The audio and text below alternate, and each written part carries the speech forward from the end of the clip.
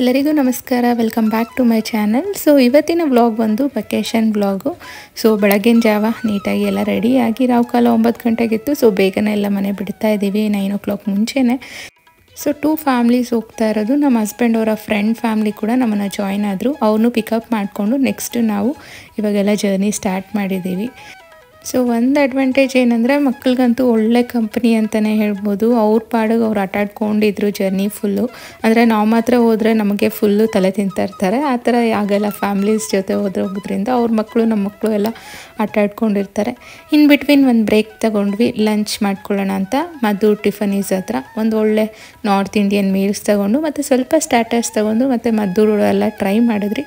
ಸೂಪರಾಗಿತ್ತು, taste ಅಂತಲೇ ಹೇಳ್ಬೋದು. ಮೈಸೂರಿಗೆ ಹೋಗ್ಬೇಕಾದ್ರೆ ನೀವೇನಾದರೂ ಲಂಚ್ಗೆ ಇದೊಂದು ಒಳ್ಳೆ ಸ್ಪಾಟ್ ಅಂತಲೂ ಹೇಳ್ಬೋದು. ಸೊ ಇಲ್ಲೆಲ್ಲ ಲಂಚ್ ಮುಗಿಸ್ಕೊಂಡು ಇಲ್ಲೆಲ್ಲ ಸ್ವಲ್ಪ ಶಾಪಿಂಗ್ ಎಲ್ಲ ಮಾಡಿದ್ರು. ಅಂದರೆ ತುಂಬಾ ಕಾಸ್ಟ್ಲಿ ಇತ್ತು. ಸೊ ಮಗುಗೆ ಮಾತ್ರ ಒಂದು ಅಟ್ಕೆ ಏನೋ ತೊಗೊಂಡ್ರು ಅಷ್ಟೇ. ಬಟ್ ಕಲೆಕ್ಷನ್ ಮಾತ್ರ ತುಂಬಾ ಚೆನ್ನಾಗಿತ್ತು. ಮತ್ತು ಇನ್ನೊಂದು ಬ್ರೇಕ್ ತೊಗೊಂಡ್ವಿ. ಅಂದರೆ ಈ ಜರ್ನಿ ಮಾಡಬೇಕಾದ್ರೆ ಡಿಹೈಡ್ರೇಷನ್ ಆಗದಿರ ಎಳ್ನೀರು ಇಂಥದ್ದೆಲ್ಲ ಕುಡ್ಕೊಂಡೋದ್ರೆ ಚೆನ್ನಾಗಿರುತ್ತಲ್ವ. ಸೊ ಎಲ್ಲೂ ಹೋಗ್ತಾ ಇದ್ದೀವಿ ಅಂತ ಹೇಳಿಲ್ವಲ್ಲ, ಇನ್ನು ನಾವು ಹೋಗ್ತಾ ಇರೋದು ಮೈಸೂರು. ಸೊ ಮೈಸೂರಿಗೆ ಹೋಗೋಕ್ಕೆ ಮುಂಚೆ ಆನ್ ದ ವೇ ಎಷ್ಟೊಂದು ಪ್ಲೇಸಸ್ ಇರುತ್ತೆ, ಟೂರಿಸ್ಟ್ ಪ್ಲೇಸಸ್ಸು. ಸೊ ಆಲ್ರೆಡಿ ಲಂಚೆಲ್ಲ ಮುಗಿಸ್ಕೊಂಡು ಲೇಟ್ ಆಗಿತ್ತು. ಸೊ ಒಂದೇ ಪ್ಲೇಸ್ ಯಾವುದಾದ್ರೂ ಒಂದು ಸೆಲೆಕ್ಟ್ ಮಾಡೋಣ ಅಂತ ನಿಮಿಷಾಂಬ ಟೆಂಪಲ್ಗೆ ಹೋಗೋಣ ಅಂತ ಎಲ್ಲ ಶಾರ್ಟ್ ಲಿಸ್ಟ್ ಮಾಡಿದ್ವಿ. ಸೊ ನಿಮಿಷಾಂಬ ಟೆಂಪಲ್ ಅಂದರೆ ಒಂದು ದೇವಸ್ಥಾನ ವಿಸಿಟ್ ಮಾಡ್ದಂಗೆ ಹೋಗುತ್ತೆ. ಮತ್ತು ಅಲ್ಲೊಂದು ವಾಟ್ರ್ ಬಾಡಿ ಇದೆ, ಅಲ್ಲಿ ಮಕ್ಕಳೆಲ್ಲ ಎಂಜಾಯ್ ಮಾಡ್ತಾರೆ ಅಂತ ಇವಾಗ ನಿಮಿಷಾಂಬ ಟೆಂಪಲ್ಗೆ ಹೋಗ್ತಾ ಇದ್ದೀವಿ. ಸೊ ಮೈಸೂರಿಗೆ ಹೋಗ್ಬೇಕಾದ್ರೆ ಆ ರೂಟ್ಸ್ ಅಂತೂ ತುಂಬ ಚೆನ್ನಾಗಿರುತ್ತೆ, ಹಚ್ಚ ಹಸಿರಾಗಿರುತ್ತೆ. ಈ ಮದ್ದೂರು ಮೈಸೂರೆಲ್ಲ ಈ ಕಾವೇರಿ ನದಿ ಹರಿಯೋದ್ರಿಂದ ಅಲ್ಲೆಲ್ಲ ಫುಲ್ಲು ಬೆಳೆ ಎಲ್ಲ ಬೆಳೀತಾರಲ್ವ, ಅದೊಂಥರ ನೋಡೋಕ್ಕೆ ಒಂದು ಚಂದ. ಸೊ ಇಲ್ಲೇನು ನಿಮಿಷಾಂಬ ಟೆಂಪಲ್ ರೀಚ್ ಆಗಿದ್ದೀವಿ. ಬಟ್ ವಾಟ್ರ್ ಸ್ವಲ್ಪ ಕಡಿಮೆನೇ ಇತ್ತು, ನೀರಿನ ಒಂದು ಅಡಿ ಅಂತಲೇ ಹೇಳ್ಬೋದು. ಸೊ ಇನ್ನೇನು ನಾವು ರೀಚ್ ಆದ್ವಿ ಪ್ಲೇಸು. ಬಟ್ ರೀಚ್ ಆಗೋಷ್ಟರಲ್ಲಿ ಅಲ್ಲಿ ಮಕ್ಕಳಿಗೆ ಒಂದು ಹೈಲೈಟ್ ಅಂದರೆ ಕುದುರೆ ಸವಾರಿ ಕಾಣಿಸ್ತು. ಅಂದರೆ ನನ್ನ ಮಗ ಅಂತೂ ಫಸ್ಟ್ ಭಯ ಬೀಳ್ತಾ ಇದ್ದ. ಬಟ್ ಈ ನಡುವೆ ಅದು ಅಭ್ಯಾಸ ಆಗಿರೋದ್ರಿಂದ ಪ್ರತಿ ಸಲ ಕುದುರೆ ನೋಡಿದ್ರೂ ನಾನೊಂದು ರೈಡ್ ಹೋಗಬೇಕು ಅಂತಲೇ. ಸೊ ಆಯಿತು ಅಂತ ಅವ್ರ ಆಸೆ ಪ್ರಕಾರ ನನ್ನ ದರ್ಶನಕ್ಕೆ ಮುಂಚೆನೇ ಇವ್ರಿಗೆಲ್ಲ ಫಸ್ಟು ಕುದುರೆ ಸವಾರಿ ಎಲ್ಲ ಮಾಡಿಸಿ ಆಮೇಲೆ ಹೋಗೋಣ ಅಂತ ಇವಾಗೆಲ್ಲ ಒಂದು ರೌಂಡ್ ಆಗ್ತಾಯಿದ್ವಿ. ನಾವು ಅದು ಯಾಕೆ ನೀರು ಕಡಿಮೆ ಆಗಿದೆ ಅಂತ ಹಿಂಗೆ ಬಂದು ನೋಡ್ತಾ ಇದ್ವಿ. ಯೂಶ್ವಲಿ ನಾವು ಲಾಸ್ಟ್ ಟೈಮ್ ಬಂದಾಗ ಇಲ್ಲಿ ಒಂದು ತಟ್ಟೆಯಲ್ಲಿ ದೀಪಗಳನ್ನ ಹಚ್ಚಿ ನೀರಲ್ಲಿ ಬಿಡ್ತಾ ಇದ್ವಿ, ಅಂದರೆ ಜಾಸ್ತಿ ನೀರು ಹರಿಯೋ ಟೈಮಲ್ಲಿ. ಬಟ್ ಇವಾಗ ತುಂಬಾ ಕಡಿಮೆ ಇದೆ ನೀರು. ಸೊ ನೋಡಿ, ಮಗು ಹಾಯ್ ಹೇಳ್ತಾ ಇದೆ ನಿಮ್ಮೆಲ್ಲರಿಗೂ. ಸಖತ್ ಕ್ಯೂಟಿ ಪೈ ಇವಳಂತೂ. ಅಂದರೆ ಎಷ್ಟು ಪಟ ಅಂತ ಮಾತಾಡ್ತಾಳೆ ಅಂದರೆ ಅವಳ ಮಾತು ಕೇಳೋಕ್ಕೆ ಚೆಂದ.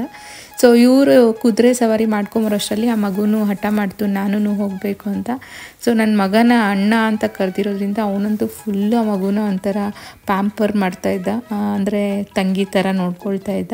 ಸೊ ನೆಕ್ಸ್ಟು ನನ್ನ ಮಗ ನಾನು ಕರ್ಕೊಂಡು ಹೋಗ್ತೀನಿ ಪಾಪುನ, ಪರವಾಗಿಲ್ಲ ಅಂತ ಸೇಫಾಗಿ ಅವಳನ್ನ ಹಿಡ್ಕೊಂಡು ಇನ್ನೊಂದು ರೈಡ್ ಹೋಗ್ತಾ ಇದ್ದಾರೆ. ನೋಡಿ, ಇದೆಲ್ಲ ಎಷ್ಟು ಕ್ಯೂಟ್ ಮೆಮೊರೀಸ್ ಅಂತಲೇ ಹೇಳ್ಬೋದು.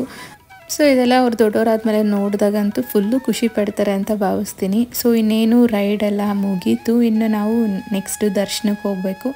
ಸೊ ನಿಮಿಷಾಂಬ ಟೆಂಪಲ್ ತುಂಬಾ ಇತಿಹಾಸ ಇರೋವಂಥ ಒಂದು ಟೆಂಪಲ್ಲು, ತುಂಬಾ ಸತ್ಯ ಅಂತ ಹೇಳ್ತಾರೆ. ಎಷ್ಟೊಂದು ಜನ ಹರಕೆ ಹೊತ್ಕೊಂಡು ಇಲ್ಲಿ ಬಂದು ಆ ದೀಪಗಳನ್ನ ಬಿಟ್ಟರೆ ಅಂದ್ಕೊಂಡಿರೋದು ಆಗುತ್ತೆ ಅನ್ನೋ ಒಂದು ನಂಬಿಕೆ ಇದೆ ಆ ನೀರಲ್ಲಿ ಬಿಡೋದ್ರಿಂದ.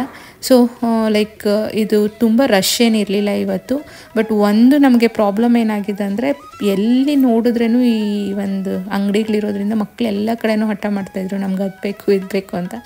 ಆದರೆ ಮಕ್ಕಳನ್ನ ಕರ್ಕೊಂಡು ಹೋದರೆ ಇದೊಂದು ಪ್ರಾಬ್ಲಮ್ಮು, ಎಲ್ಲ ಅಂಗಡಿಗಳ ಹತ್ರನೂ ನಿಂತ್ಕೊಂಡು ನಮಗೆ ಅದು ಕೊಡಿಸು ಇಡ್ಸ್ ಕೊಡಿಸು ಅಂತ ಇರ್ತಾರೆ. ಸೊ ನಮಗೂ ಅದೇ ಆಯಿತು ಅಂತಲೇ ಹೇಳ್ಬೋದು. ಬಟ್ ಎಲ್ಲ ಕಡೆನೂ ಏನೋ ಒಂದೊಂದು ಕೊಡಿಸ್ಕೊಂಡೇ ಹೋದ್ವಿ ಫುಲ್ಲು ಟ್ರಿಪ್ಪು.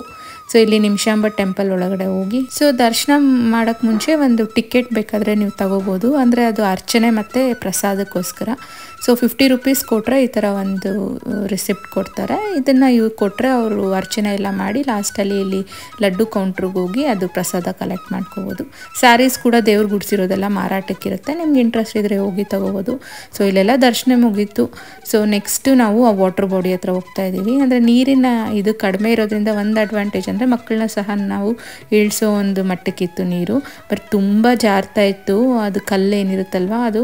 ಸೊ ಎಷ್ಟೊಂದು ಸೇಫಾಗಿ ಮಕ್ಕಳನ್ನ ಹಿಡ್ಕೊಂಡು ಅಲ್ಲಿ ನಿಂತ್ಕೊಂಡಿದ್ದಾಯಿತು. ಬಟ್ ಅಲ್ಲಿ ಹೋದ್ಮೇಲೆ ಅಟ್ಲೀಸ್ಟ್ ಒಂಚೂರಾದರೂ ಆ ನೀರನ್ನ ಎತ್ತಿ ತಲೆ ಮೇಲೆ ಹಾಕ್ಕೊಂಡ್ರೆ ಒಳ್ಳೆಯದು ಅಂತಾರೆ. ಸೊ ಆ ಒಂದು ರೀಸನಿಂದ ನಾವೆಲ್ಲ ನೀಟಾಗಿ ನೀರೊಳಗೆ ಇಳಿದು ಎಷ್ಟೊಂದು ಜನ ಅಲ್ಲಿ ಲೈಕ್ ಆಟಾಡ್ತಾನೂ ಇದ್ರು ನೀರಲ್ಲಿ ಎಲ್ಲ.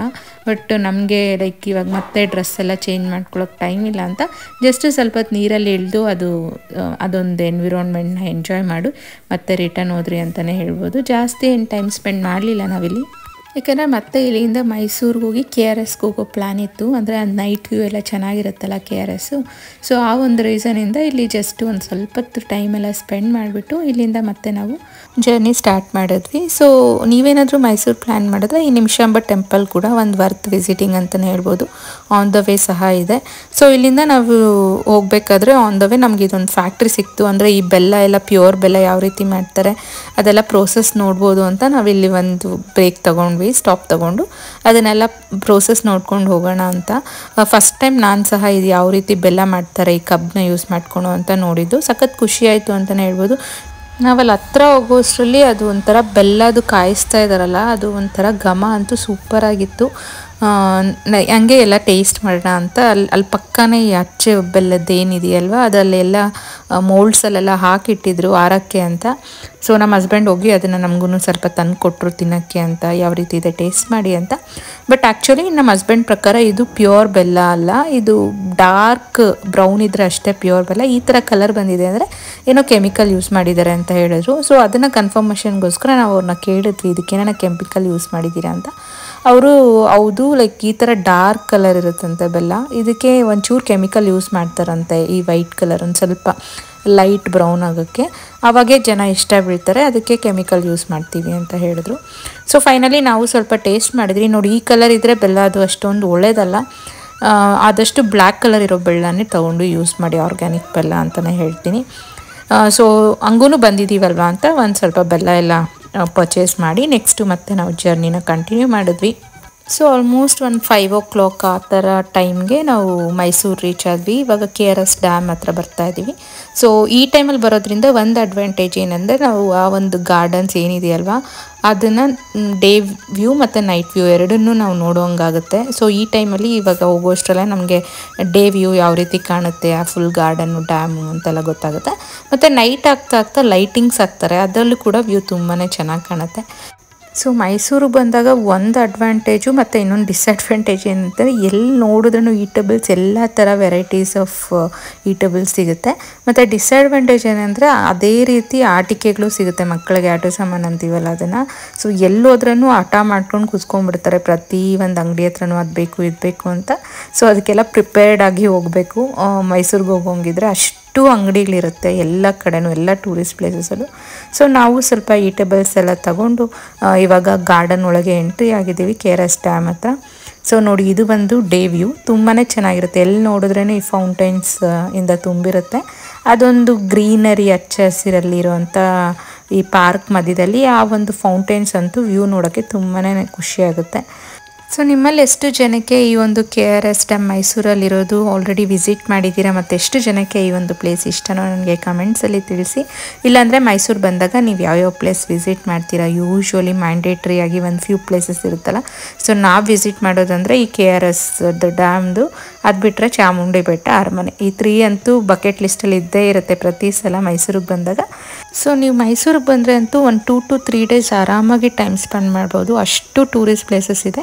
ಬಟ್ ನಾವು ಜಸ್ಟ್ 2 daysಗೆ ಬಂದಿರೋದ್ರಿಂದ ಇವತ್ತು ಆಲ್ಮೋಸ್ಟ್ ನಮ್ಮದು ಡೇ ಎಂಡ್ ಆಗ್ತಾ ಇದೆ, ಈವ್ನಿಂಗ್ ಆಗೋಯ್ತು. ಸೊ ಜಸ್ಟ್ ನಿಮಿಷಾಂಬ ಮತ್ತು KRS ಅಲ್ಲೇ ಮುಗೀತು. ಸೊ ಇನ್ನು ಒಂದು ಡೇಯಲ್ಲಿ ಏನೇನು ಮಕ್ಕಳಿಗೆ ಎಂಟರ್ಟೈನಿಂಗ್ ಆಗಿರುತ್ತೋ ಅದನ್ನೆಲ್ಲ ಮುಗಿಸ್ಕೊಂಡು ಹೋಗೋಣ ಅಂತ ಅಂದ್ಕೊಳ್ತಾ ಇದ್ದೀವಿ. ಸೊ ನಿಮಗೇನಾದರೂ ಚಿಕ್ಕ ಚಿಕ್ಕ ಮಕ್ಕಳು ಈ ಒಂದು ಏಜ್ ಗ್ರೂಪ್ ಅವರು ಇದ್ದರೆ Mysuru is A must visit place ಅಂತ ಹೇಳ್ಬೋದು.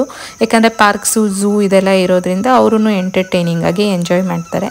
ಸೊ ಇವಾಗ ಆಲ್ಮೋಸ್ಟ್ ನೈಟ್ ವ್ಯೂ ನೋಡುವಂಥ ಟೈಮ್ ಬರ್ತಾ ಇದೆ. ಸೊ ಲೈಟಿಂಗ್ಸ್ ಎಲ್ಲ ಸ್ಟಾರ್ಟ್ ಆಯಿತು. ಸೊ ನಾವು ಎಲ್ಲ ಫುಲ್ಲು ಒಂದು ಫ್ಯೂ ಸೆಲ್ಫೀಸು ವಿಡಿಯೋಸು ಎಲ್ಲ ತೊಗೊಂಡ್ವಿ ಮೆಮೊರೀಸ್ಗೆ ಅಂತ. ಸೊ ನೈಟ್ ವ್ಯೂ ಸಹ ತುಂಬಾ ಚೆನ್ನಾಗಿತ್ತು. ಎಸ್ಪೆಷಲಿ ಆ ವಾಟರ್ ಬಾಡೀಸ್ ಏನೇನು ಇರುತ್ತಲ್ವ ಅದಕ್ಕೆಲ್ಲ ಕಲರ್ ಲೈಟ್ಸ್ ಹಾಕಿದ್ರು. ಸೊ ನೋಡೋಕ್ಕಂತೂ ತುಂಬಾ ಚೆನ್ನಾಗಿ ಅನ್ನಿಸ್ತಾ ಇತ್ತು ನಮಗೆ. ನೀವು ನೋಡ್ತಾ ಇರ್ಬೋದು. ಆ್ಯಕ್ಚುಲಿ ಇದು ವಿಡಿಯೋಗಿಂತ ರಿಯಲಾಗಿ ನೋಡೋಕ್ಕಂತೂ ತುಂಬಾ ಚೆನ್ನಾಗಿ ಕಾಣುತ್ತೆ. ಎಲ್ಲ ಕಡೆನೂ ಪಾರ್ಕಲ್ಲಿ ಲೈಟ್ಸ್ ಇರುತ್ತೆ. ಮತ್ತು ಇನ್ನೊಂದೇನೆಂದರೆ ಬಿಸ್ನೆಸ್ ಸ್ಟ್ರಾಟಜಿ, ಈ ಒಂದು ಈವ್ನಿಂಗ್ ಟೈಮ್ಸಲ್ಲಿ ತುಂಬ ಜನ ಈ ಬ್ಯಾಂಡ್ಸು ಮತ್ತು ಈ ಕ್ರೌನ್ಸು ಇಂಥದ್ದೆಲ್ಲ ಲೈಟ್ಸ್ ಇರೋವಂಥದ್ದನ್ನು ಮಾರಕ್ಕೆ ಬರ್ತಾರೆ. ಯಾಕಂದರೆ ತುಂಬಾ ಹೈಲೈಟಾಗಿ ಕಾಣುತ್ತೆ ಮತ್ತು ಮಕ್ಕಳು ತುಂಬ ಇಷ್ಟಪಟ್ಟು ಅದು ಬೇಕು ಅಂತ ಕೇಳ್ತಾರೆ. ಸೊ ಅದು ನೋಡಿ ಒಂದು ಬಿಸ್ನೆಸ್ ಸ್ಟ್ರಾಟಜಿ ಅವ್ರದ್ದು. ಅವಾಗೆ ಜಾಸ್ತಿ ಅವ್ರಿಗೂ ಮಾರಾಟ ಆಗುತ್ತೆ ಈ ಥರ ಲೈಟ್ಸ್. ಅಂದರೆ ಕತ್ತಲಲ್ಲಿ ಯಾವುದು ಹೈಲೈಟಾಗಿ ಕಾಣುತ್ತೋ ಅಂಥದ್ದು ಐಟಮ್ಸ್ ಎಲ್ಲ. ಸೊ ಫೈನಲಿ ಇವಾಗ ಡ್ಯಾಮ್ ಹತ್ರ ಬಂದಿದ್ದೀವಿ. ಇದು ಇಂಡಿಯನ್ ಫ್ಲ್ಯಾಗ್ ಥೀಮಲ್ಲಿ ಕಲರ್ಸ್ ಹಾಕಿದ್ರು, ತುಂಬಾ ಚೆನ್ನಾಗಿ ಕಾಣ್ತಾಯಿತ್ತು. ಸೊ ಅದನ್ನೆಲ್ಲ ಮುಗಿಸ್ಕೊಂಡು ಸೊ KRS ಡ್ಯಾಮಲ್ಲಿ ಇನ್ನೊಂದು ಹೈಲೈಟ್ ಅಂದರೆ ವಾಟರ್ ಡ್ಯಾನ್ಸು. ಅದು ಈವ್ನಿಂಗ್ ಮೇಲೆ ಸ್ಟಾರ್ಟ್ ಆಗುತ್ತೆ. ಬಟ್ ನಾವು ಪ್ರತಿ ಸಲ ಬಂದಾಗೂ ಆಲ್ರೆಡಿ ತುಂಬ ಸಲ ವಿಸಿಟ್ ಮಾಡಿದ್ವಿ.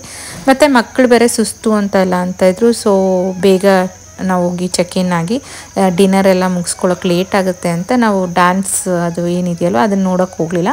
ಬಟ್ ನೀವೇನಾದರೂ ವಿಸಿಟ್ ಮಾಡಿದ್ರೆ KRS ಡ್ಯಾಮು ಅದನ್ನು ಮಾತ್ರ ಮಿಸ್ ಮಾಡಬೇಡಿ. ತುಂಬ ಚೆನ್ನಾಗಿರುತ್ತೆ ವಾಟರ್ ಡ್ಯಾನ್ಸಸ್ಸು. ಆ ಫೌಂಟೇನ್ಸ್ನೆಲ್ಲ ಸಾಂಗ್ಸ್ ಹಾಕಿ ಡ್ಯಾನ್ಸ್ ಮಾಡಿಸ್ತಾರೆ. ನೋಡೋಕ್ಕಂತೂ ತುಂಬ ಚೆನ್ನಾಗಿರುತ್ತೆ. ನೀವಂತೂ ಮಿಸ್ ಮಾಡಬೇಡಿ ಅಂತಲೇ ಹೇಳ್ತೀನಿ.